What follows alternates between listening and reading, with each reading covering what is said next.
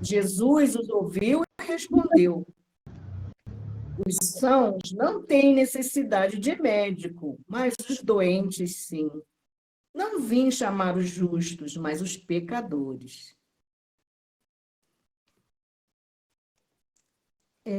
Os discípulos de João e os fariseus estavam de jejum. Vão e lhe dizem: por que os discípulos de João e os dos fariseus jejuam e teus discípulos não jejuam? Respondeu-lhe Jesus: podem os companheiros do noivo jejuar enquanto o noivo está com eles? Enquanto tem o noivo com eles, não podem jejuar. Chegará um dia em que lhes arrebatarão o noivo e nesse dia jejuarão. Ninguém põe remendo de pano novo numa roupa velha, pois o acrescentado repuxa a roupa e faz um rasgo pior. Ninguém põe vinho novo em odres velhos, pois o vinho arrebenta os odres e se perdem odres e vinho. Para vinho novo, odres novos. E agora eu vou ler esta notinha, porque essa Bíblia tem umas notas muito boas. Então, aqui explica sobre Levi. Levi era coletor de impostos, ofício que acarretava a seus titulares o qualificativo formal de pecadores, porque tratavam com não-judeus e abusavam da função, provocando o ódio do povo, pois exploravam e estavam a serviço dos romanos. O cargo era recebido em arrendamento. O chamado soberano de Jesus prescinde de preconceitos e convenções e vence a possível resistências da cobiça. Também a cobiça é uma forma de idolatria. E o Deus do dinheiro, Mamon, é rival de Deus. Como os pescadores, Levi deixa tudo e segue Jesus, porque a renúncia está em função do segmento que dá sentido à renúncia. Marcos é conciso. O longo e difícil processo de conversão resolve-se no imperativo de Jesus, como uma palavra criadora, cria em mim um coração puro. Então, naquela época, eles não diziam que você... Eles falavam em conversão. Eles não falavam porque... Eles não falavam de outra forma, porque eles queriam dizer em conversão que é você mudar o caminho. Mudar o seu caminho. Se converteu. Você trocou. Você foi assim, quase que em sentido oposto ao que você ia. Né? E os fariseus tinham como todos esses coletores de impostos como pecadores, como traidores, porque eles eram da própria raça deles. Mas o Império Romano não fazia esse tipo de trabalho de coletagem de impostos. Eles tiravam um daqueles lá, fazia do próprio povo. Então, eles não eram nem romanos, não se davam bem, porque eles eram execrados, né? Eles eram afastados. Eles eram repudiados pelos outros, exatamente por causa dessa função deles. Mas essa função não era uma função que eles tinham... não vou dizer assim, para prazer em ter, não, porque a gente sabe, em todo governo, em toda... Como se fala? Em toda essa parte política, aquele que está no campo das finanças têm uma responsabilidade grande, né? Principalmente que esses coletores, eles colhiam, mas eles não tinham salário. Eles tinham que colher para o Império Romano, tinham que colher para o governador daquela cidade, Mas e, às vezes eles desviavam um bocadinho, né? Quer e dizer, tinham que colher, existia isso. eles Eu desviavam para acho que eles. eles desviavam um pouco, né? É o que se fala. No começo do livro dos Espíritos, eram os. Como é que chama? Esqueci o nome agora. Eram os. Espera aí, deixa eu ver aqui o nome. Está na introdução. Como fala Não dos estou com o livro aqui, não. saduceus, A gente estudou, né? não, terapeutas não. Eram Oxe, eram os portageiros. Portageiros eram os Portageiro. arrecadadores de baixa categoria. Né? Eles É. eram de baixa categoria porque eles eram incumbidos, principalmente da cobrança então tinham vários cobradores. Então esses ficavam na entrada das cidades. Ficavam no porto para É, poder receber isso, dinheiro, né? isso, No porto dos lagos, né? Dos grandes lagos. isso. Para Então eram os receber essa publicanos. mercadoria que chegava.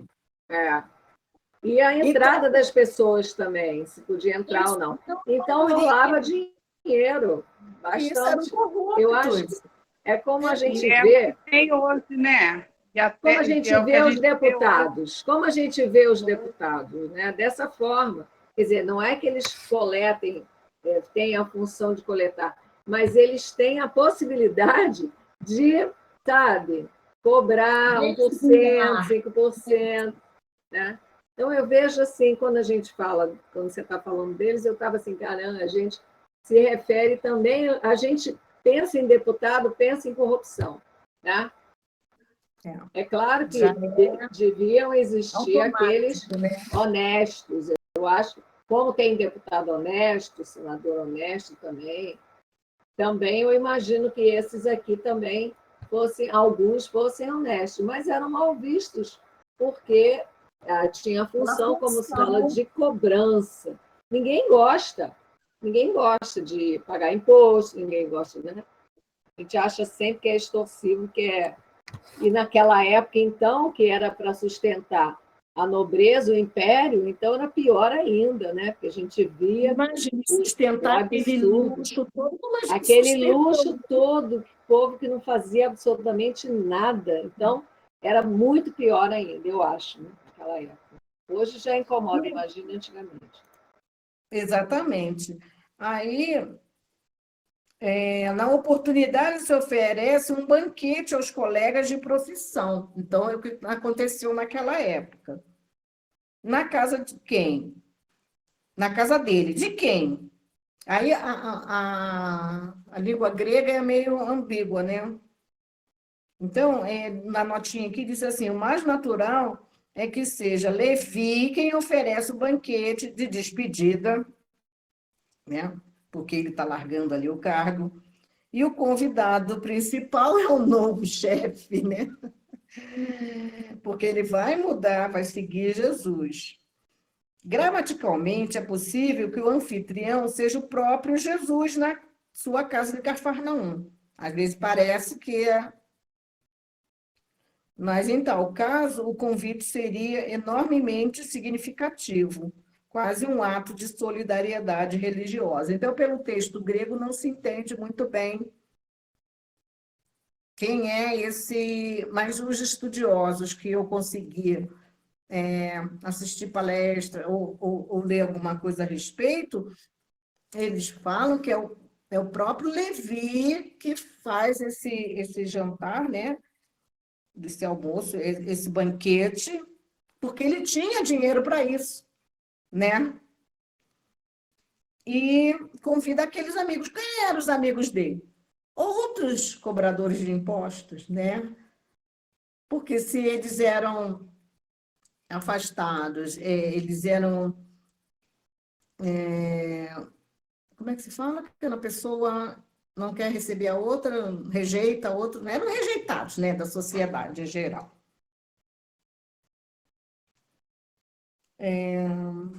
E naquela época, o caso de estar reunidos para comer, sentados à mesa, que não é a mesa que a gente tem hoje em dia. Ou então aquela mesa que a gente vê na Santa Ceia, naquela pintura. Não, não era isso. Não era assim. Naquela época, eles sentavam no chão, na esteira. Quem tinha muito dinheiro nos palácios, que eles tinham aqueles... Ai, aqueles... Como se chama? Esqueci. É tipo uma banquete, uma banqueta, como se fosse aquela espreguiçadeira.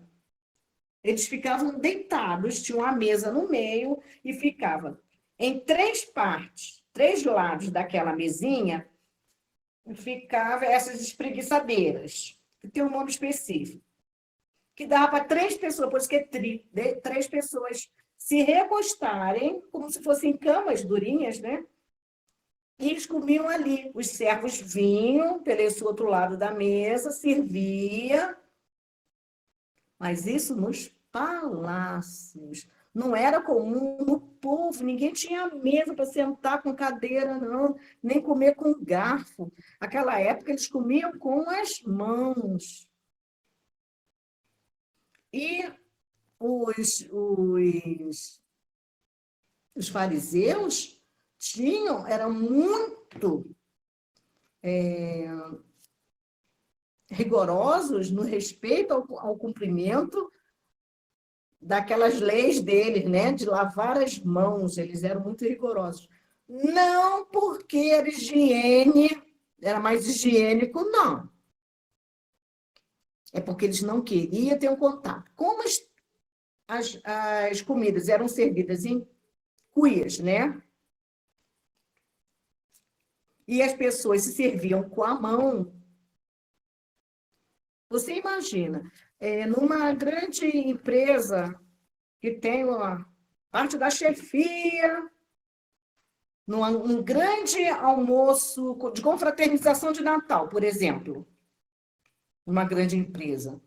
Quem é que senta à mesa junto com os chefes? Os outros chefes e seus puxa-sacos, certo? Aí, os subalternos aos chefes, os chefinhos, eles e seus puxa-sacos. E o operariado senta tudo junto numa mesa, né? Assim, né? Separado. Né? No Congresso também é assim, e nessa parte da política também, ninguém senta junto. E com Jesus, e a casa de Levi, a casa de Mateus também, não era dessa forma, era diferente. Por quê? Porque aqueles que frequentavam a casa de Mateus eram todos do mesmo status, vamos dizer assim. E como Jesus foi o convidado, e Jesus ia sozinho? Não, né? Jesus levava todos aqueles seguidores dele. Agora, o que esses fariseus estão fazendo aí nesse meio, reparando se eles tinham lavado as mãos, se eles tinham jejuado, se estavam comendo, se estavam jejuando, né? Ele estava sentado ali no meio dos pecadores. Ah, tá, tinha outra coisa também. É porque eles almoçavam, quando tinha esses almoços, as portas ficavam abertas e as pessoas entravam. Era hábito deles, as pessoas entravam, as pessoas olhavam. Nem todo mundo ali era convidado, num banquete principalmente, porque tinha aquele entra e sai de pessoas. Né? E quando Jesus estava, Jesus não estava só com os convivas dele, quer dizer, os discípulos dele. Além de conviver com essa gente de má vida, como eles diziam, essa gente, esses pecadores, como os fariseus falavam, existiam também aquelas mulheres, porque a vida da mulher naquela época era muito difícil, né? Se a mulher perdesse o marido, o que acontecia? Ela não tinha, se ela não tivesse um filho mais velho, Olha que cabelo horrível. Quando eu olhei ali, então, se elas não tinham um filho, faz parte. Olha aqui os meus também. ai, vou tirar minha imagem. Ai, Aninha. Ai, Se elas não tinham um bem. filho para poder sustentar, não é, Aninha? Naquela época era assim. Se elas não O tinham quê? filho para sustentar, quando as mulheres perdiam os maridos, eram sustentados. Na época de Jesus, Eu sofri muito com isso. sofriam muito. Por quê? Elas viravam ou ficavam na mendicância ou se prostituíam, não tinham outro lugar, elas não tinham emprego. Só quem trabalhava era o homem. A mulher era para o lar, se ela não tinha Não ninguém que tinha sustentasse. pensão. Não tinha pensão naquela tinha época. pensão naquela Estava época. roubada, estava roubada. Então, Complicado ela mesmo. se prostituía, ou ela virava mendiga e morria à míngua, de fome, Você na está rua, falando de que tempo, Denise? ao tempo de Jesus. Ah, sim, porque é verdade. Né? Não Aquele tinha tempo a pensão, mulher não era nada, né? mulher não era nada. Muito dependente, Então, não tinha nada. você Verdade. acha que essas mulheres não rondavam ali a casa daquele pessoal abastado, que tinha esse dinheiro, eram todos, né, que coletavam impostos, tinham dinheiro à vontade, por ali elas roubavam os clientes dela. Então, junto a esse pessoal que estava no banquete, haviam também prostitutas. E Jesus sentado ali no meio com eles. E como se comia aquela? Todo mundo pegava, botava a mão na cumbuca, tirava o alimento, levava à boca, comia mais, botava na outra cumbuca, não era assim? Todo mundo se alimentava no mesmo prato, vamos dizer assim, no mesmo recipiente. Os fariseus tinham esse hábito dessa higiene toda, de lavar as mãos, não por causa da higiene de colocar todo mundo a mão no mesmo prato. É porque quem era que botava a mão no prato? Era o pecador, então eles não comiam a comida onde o pecador também estava comendo. Eles não repartiam a mesa, eles eram um grupo muito fechado. Eles eram, Denise, preconceituosos e mentirosos. Isso eu queria Porque lembrar. eles também eram pecadores, mas mentia que não era. Isso, exatamente. Então, junto a esse grupo, Jesus estava ali. Aí que Jesus disse que ele tinha vindo para os doentes e não para os sãos. Ele não veio para os justos, ele veio para os pecadores. Por isso que ele fazia questão de sentar à mesa com essas pessoas. Né? E a respeito dos odres, em que tem a ver os odres, os vinhos novos com os odres velhos? Né? Ele diz aqui, ó, ninguém põe vinho novo em odres velhos, pois o vinho arrebenta os odres, e se perdem odres e vinho. Para o vinho novo, odres novos. Então, o odre era aquele recipiente feito do couro de carneiro. E para o vinho novo tinha uma fermentação muito grande. Para colocar o vinho num odre novo, tudo bem. Quando fermentava, inchava, né? E o odre novo resistia. Mas se você coloca um vinho novo no odre velho, o que vai acontecer? Ele vai inchar e arrebentar. Você vai perder o vinho e vai perder o recipiente. Por isso que Jesus ele usava essas coisas, né, do dia a dia das pessoas. E ele estava ali num banquete. Então, era um local que ele estava lidando com várias pessoas na hora da refeição. Então, ele utilizou o material que ele tinha no momento. Bom, Agora nós vamos para o texto de Cair Bar Schutel, do 1º ao 10º parágrafo. E eu gostaria que cada uma lesse. Nós somos 1, 2, 3, 4. 5 comigo. 3 parágrafos cada um. Vamos ver se a gente consegue. Então, vamos começar? Inês, você pode ler o 1º e o 2º parágrafo, por favor?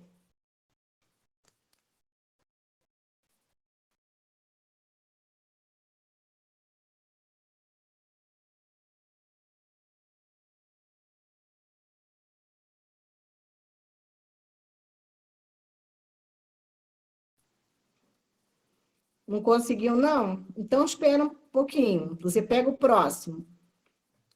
Ana Brito, pode ler para a gente o 1º e o 2º parágrafo, querida? Já consegui. Ó, porque conseguiu. saiu aqui desse telefone horroroso. Tá? Não vale pôr... Tá certo? Não vale pôr remendo de pano novo em vestido velho. Tá certo? Vai-se o vestido e fica o remendo. Querer corrigir os erros das religiões com fragmentos da nova revelação é querer remendar vestido velho com pano novo. São três, amiga. São três. Está chutando. São 3, amiga. Lê, filho, o terceiro. As religiões sacerdotais são odres velhos curtidos de dogmas, de sacramentos. Não suportam absolutamente a força da nova verdade vinda do céu. Pronto, obrigada. Então, o que ele quer dizer aí? Ele está falando de vinho, de odre? Era isso que Jesus estava falando? Não, ele estava falando que querer corrigir os erros das religiões, né? Essas religiões que são odres velhos, curtidos, cheios de coisas, bem fracos, porque eles não resistiam mais. Esses dogmas, essas eles não suportavam mais. Essas inverdades, pois é. Como é que a gente vai colocar a nova visão que Jesus trouxe no meio dessa religião antiga já toda corrompida? Né? Eu acho que Jesus fez exercitando o exemplo, né, o tempo todo. Então, ele exemplificou aqui, com a colocação aqui, vestido velho com pano novo, entendeu? Querer corrigir os erros das religiões com fragmento de outra revelação. Então, não adianta se você ainda botou no vestido novo um pedaço de pano. E se você ainda vai continuar no mesmo erro, não adianta. Então, você tem que ter como é que se chama? Um conhecimento maior, né? Dentro do exemplo que ele passava, a fim de que você possa, são aqui, ó, os velhos curtidos de dogma, tirar esse velho para que eles não suportavam mais, para receber a verdadeira e a nova verdade vinda do céu. Eu achei isso. Essas ideias novas que Jesus trouxe não cabia dentro daquele formato de religião, daquela religião antiga. Ele teve que fazer através dos exemplos vividos, para que as pessoas pudessem, assim, se identificar, não é?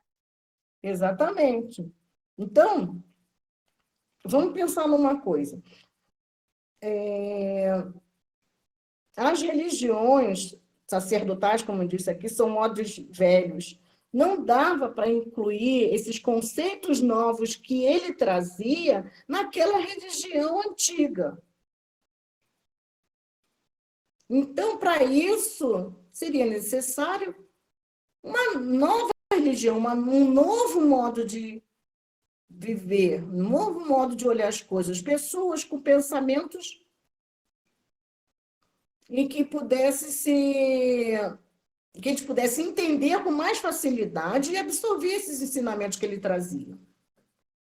Mas aí o que acontece? Simples, né? De modo mais simples.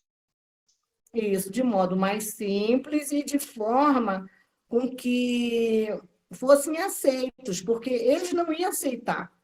Aqueles tão curtidos naquela ideia de religião antiga não iam aceitar, como não aceitaram as ideias novas que ele trouxe.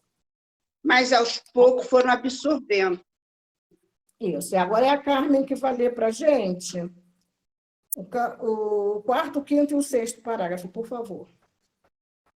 Essas comparações foram feitas por Jesus a propósito da pergunta que lhe fizeram acerca do jejum que os discípulos de João Batista observavam e os de Jesus não.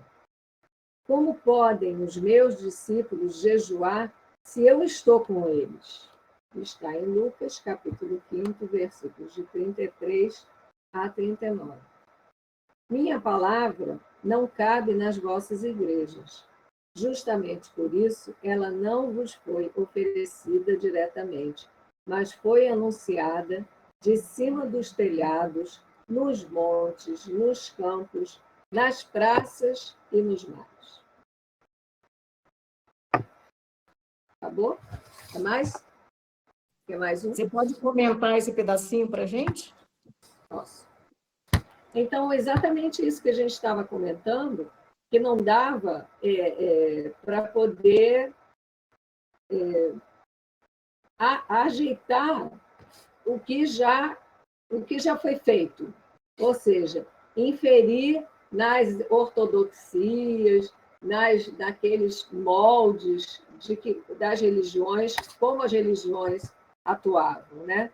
Então, ele disse que a palavra dele não estava escrita em lugar nenhum, ele, como ele falou aqui, ele oferecia diretamente em todo lugar, nas praças, nos montes, nos campos, né? Não cabe nas vossas... Aí ele trouxe uma alegoria também, né? Aqui, minha palavra não cabe nas vossas igrejas. Ele falou, não cabe, não coaduna, não faz parte daquilo que vocês pregam, daquilo que vocês, dos dogmas, desses modelos de limpeza, de sujeira, disso, daquilo. Então, ele não conseguiria adequar, né? Então, não dava para adequar. Acho que é isso.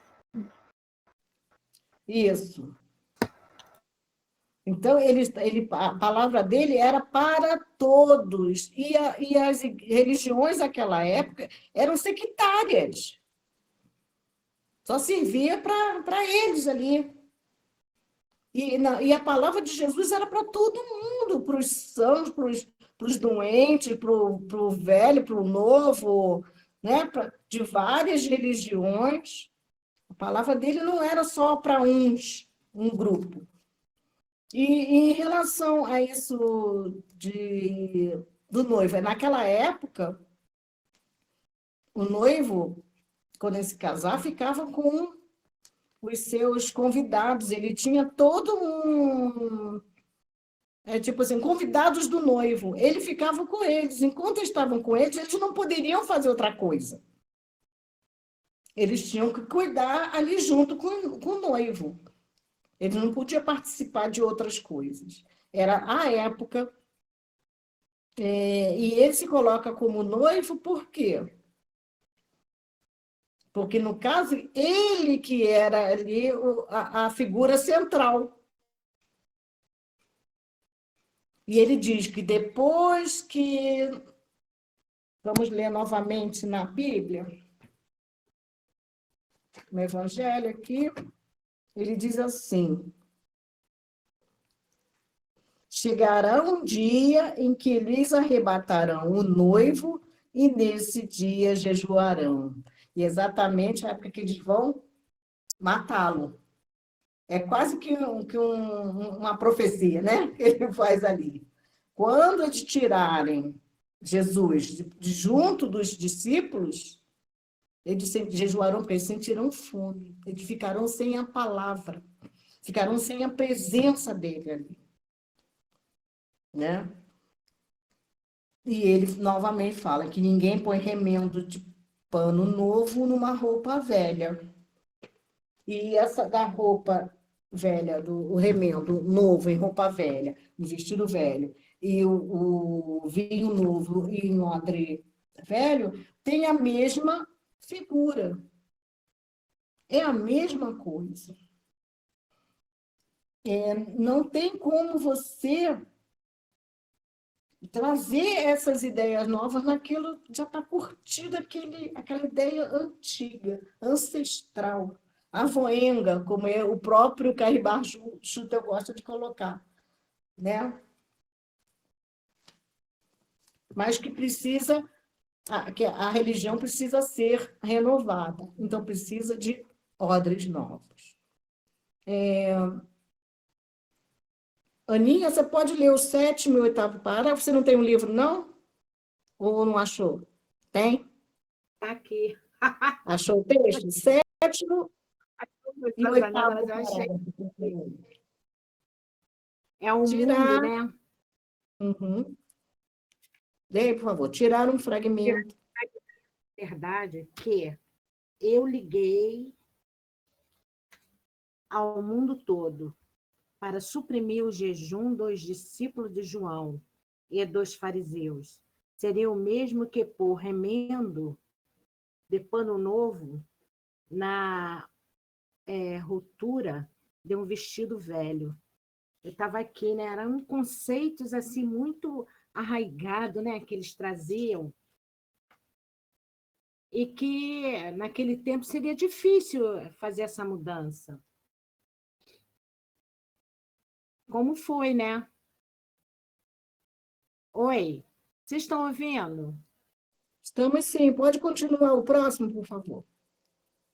As igrejas e templo algum serviram de receptáculo de vaso sagrado para o vinho novo da redenção.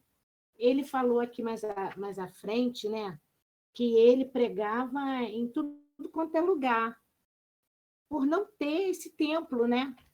E nem o pessoal que frequentava aquele templo estava preparado para entender Jesus, entendeu?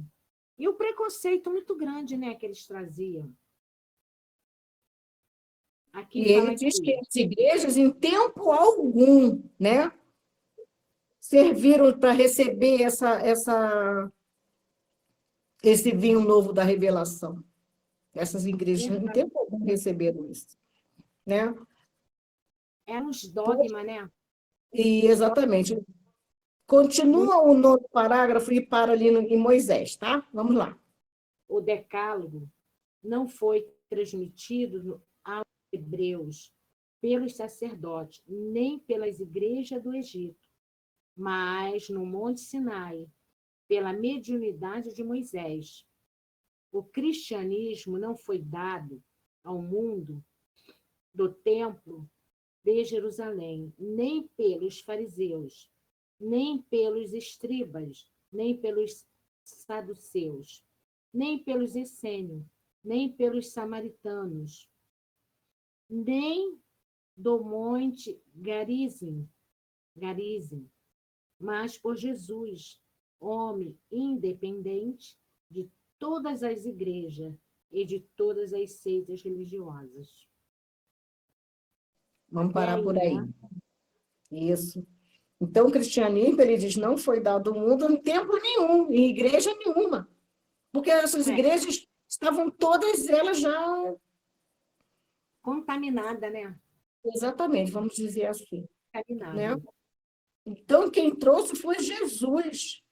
E ele era independente de todas essas igrejas, de todas as seitas, né? Então, eu estava pensando aqui, na hora que estava estudando, como é que acontece na nossa vida? As coisas acontecem na nossa vida, né? Quando a gente chega no final do ano, início do ano novo, assim, no final do ano para início do ano novo, a gente faz um monte Projeto? de projetos, um monte de promessas a nós mesmos, né? Planos. Isso. E para a gente vivenciar ao longo do ano, né? Quando a E gente ao esquece longo disso. desse ano, a gente tem que tomar várias decisões. Por que a gente esquece, Ana, durante o ano? Porque a gente ainda é tomado pelos velhos hábitos, né? A gente faz, mas depois vem as dificuldades do dia a dia, as coisas que a gente fica tão enredada. Às vezes a gente faz assim um plano de fazer um curso, de fazer isso e aquilo, mas sei lá, tanta coisa que acontece que é um empecilho para que a gente possa ir à frente. Então é a Entendeu? mesma coisa, Ana. Olha só, você quer um caminho novo para aquele ano, você quer se modificar durante aquele ano, fazer coisas novas. E aí, o que acontece? Qual é o odre que você tem? É o odre velho. Por quê? Porque a gente não se modifica. A gente continua sendo a mesma pessoa. E Por eu quê? achei ótimo. Nós temos que ser pessoas novas, um homem novo, para a gente aceitar esses conceitos novos, esses conceitos que levam a nossa vida para o outro lado. Para a gente fazer essa transformação. Mas não é aquela transformação aparente, com com esses velhos dogmas das igrejas antigas, não é? Do homem velho. Você tem que fazer uma transformação e realmente mudar o seu rumo de vida. Para isso, você tem que ser um homem novo. Porque você não pode encaixar o vinho novo no homem velho, no odre velho. Eu achei, Aí Denise, é reforma íntima. eu achei ótima esse seu exemplo caiu como uma luva. A gente, cheio das nossas imperfeições, aí chega no ano com uma roupa nova, né? Bota uma roupa nova, tem até cor de calcinha que bota, quando era mais nova, é amarelo para dar ouro, vermelho para namorado, sei lá, paixão. Todo cheio de coisa, joga flor para Iemanjá, para ela trazer coisa boa. E a gente não se modifica, a gente faz coisa Porque a exterior. gente ainda se preocupa muito com o exterior, né? Com o lado Com exterior. certeza, é exatamente O isso. interior vai Exatamente ficando, isso. A né? gente se nutre dessas fantasias, né? Achando que É, isso vai modificar alguma coisa, mas, na verdade, a limpeza tem que ser interior, não é exterior. é de dentro para fora, né? A mudança é de Isso aí. dentro para fora. Você E trouxe um outra Não é o exemplo coisa, contrário. perfeito para os dias de hoje. Carmen, quais fazer- atitudes que você vai trabalhar para se melhorar? Eu vejo assim também. eu fazendo um balanço, há muitos anos atrás, eu fazia isso, de jogar flores, entendeu? Eu era espiritualista, não era espírita. Então, eu fazia, eu tinha que ir jogar as flores lá para Iemanjá, tinha que molhar os pés lá, tomar um banho. Hoje em dia, eu já não faço mais nada disso. Então, eu vejo que eu mudei, entendeu? Eu mudei. Os projetos de cursos e coisas que ainda faço, eu estava vendo aqui que eu fiz um planejamento para esse ano, né? Mas muitas coisas eu já mudei, porque na metade do tempo foi aparecendo outras coisas, outras prioridades, entendeu? E que eu tive que modificar pelo decorrer da necessidade. Isso. Mas não estou fora do caminho, não, entendeu? Mas só que Sim. aquilo que eu botei no caderno, eu fiz um plano no caderno, entendeu? está modificando. O nosso Mas- melhoramento está no passo de tartaruga, né? Também não é assim, não, Ana. Eu acho que é alguma coisa, né? Ana, é exatamente o que você falou, né? A gente tem que tomar várias decisões, mas a gente não sabe o que a vida nos reserva. Pois é, a gente tem que estar aberto também, né, Denise? Não é fechado. Eu fiz aquilo e eu não posso sair dali. Aí a gente vai vendo o que vai acontecendo e a gente vai mudando. Vai adaptando, mas a gente Você falou, adaptando. Às vezes vai aquele curso não dá para você levar, sei lá. Não que você deixe de estudar, mas, sei lá, vai aparecendo uma coisa que você analisa.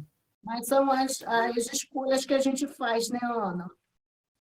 São as nossas Sim, escolhas. A gente não tem muito tempo ainda não, né? Por exemplo, hoje eu estou empregado, amanhã eu posso estar desempregado. Então, o meu plano vai mudar. vai. Hoje eu estou casada, amanhã eu posso estar divorciada. A minha vida Pois vai é. mudar. E aí, o que você vai fazer?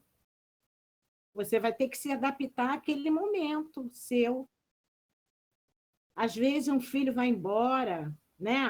Se Uhum. casa, ou com uma amiga minha que está com um filho, com um neto. Ela, Ana, querida, eu estou desesperada. Meu neto caiu nas drogas e foi para a rua, Ana. Não sei o que eu faço. Falei, vamos confiar em Deus e orar. O que a gente pode fazer? Foi uma escolha dele, entendeu? Ela é protestante. Eu falei, se você quiser, eu posso botar o nome dele na radiação do meu centro, porque a oração é única, a oração é força. Então, vamos unir na força. E ela aceitou, entendeu? Ai, minha amiga, eu te agradeço. Então, ela está desesperada que o neto dela largou a casa, depois que entrou nas drogas, e foi para a rua. Olha aí, o que ela pode fazer com a adolescente que faz isso? Entendeu? Então, são planos que a gente faz e, às vezes, acontece uma coisa na vida Uma da coisa que você muda seus planos. gente. Tá, mas a Entendeu? gente vai falar mais sobre isso na próxima semana, porque a gente esgotou o nosso Desculpa. tempo, né? Mais um pouquinho, a gente só tem mais um pouquinho, tá bom?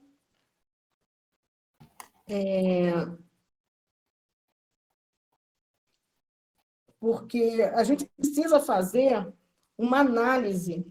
O que acontece quando acontecem essas coisas? A gente tem que se adaptar, mas a gente tem que fazer uma análise dos nossos planos, né? Das nossas escolhas, para a gente poder saber escolher.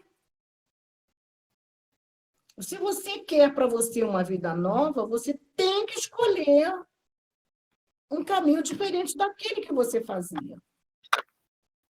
Tá? Então, você vai ter que usar um odre novo. Você não vai poder colocar esse vinho novo no odre velho.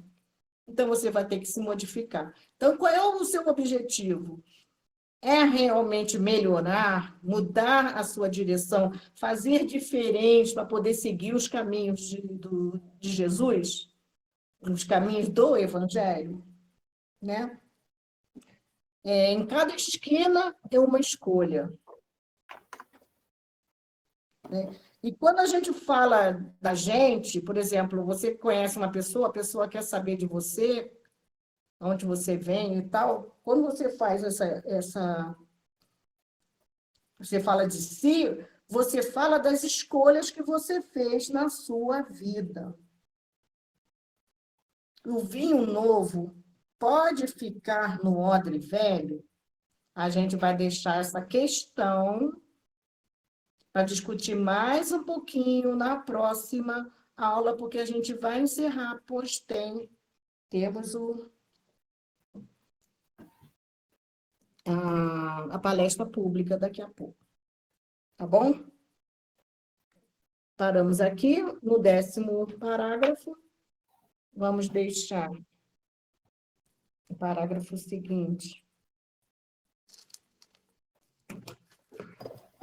E todo o estudo ainda de Cairbar para a próxima semana. Mas vamos continuar com essa pergunta aí na cabecinha, vamos parar para pensar nas escolhas que nós temos feito, tá? E eu vou fazer a prece de encerramento, agradecendo ao nosso Pai Celestial, as oportunidades que temos de refletir a respeito das nossas escolhas, a refletir a respeito dos caminhos que temos trilhado e quais os nossos objetivos sinceros nos caminhos que nos propomos a trilhar. Peço ao nosso Pai Celestial que abençoe a todos nós, seus filhos, nessas escolhas, que nós possamos ter a força para resistir aos nossos instintos, para resistir aos nossos hábitos avoengos, para que possamos caminhar com firmeza ao lado do nosso Mestre Jesus. Pois sabemos, Senhor, que Tu nos espera de braços abertos para nos aconchegarmos ao Seu peito e nos dizer: querido filho, enfim, voltas à casa de seu Pai. Então, que possamos, Senhor, estarmos sempre gratos a Ti por todas as oportunidades, por todas as escolhas que temos de fazer, que possamos caminhar pelo melhor caminho. Permaneça, Senhor, junto a nós, hoje e sempre. Que assim seja.